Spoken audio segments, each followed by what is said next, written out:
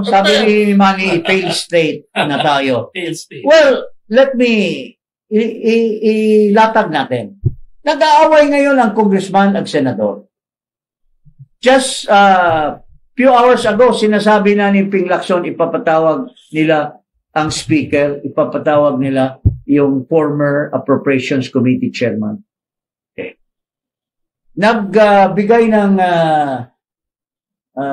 privilege speech si Escudero, nagbigay ng speech si Marcoleta, nagbigay ng mga statement si Jigoy, si Joel, against, bakit daw, sabi ni Escudero, bakit ang mga congressmen hindi pinapatawag? Bakit hindi inimbestigahan? Bakit kami So, in other words, there is now a chaotic relationship between the House and the Senate. Ano pa bills mga gawa nila? So, anong bills pa? Lalo na sa budget. I don't think the budget will even be passed. Oh, at the rate that they're going right now. They are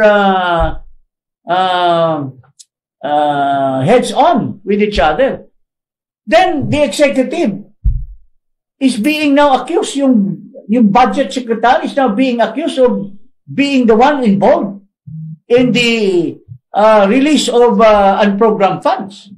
And being the alter ego, Marcos is directly responsible for the release of those. Yes. Of those, he can be liable under the Constitution for culpable violation of the Constitution. And for betrayal of public trust. And betrayal of public trust.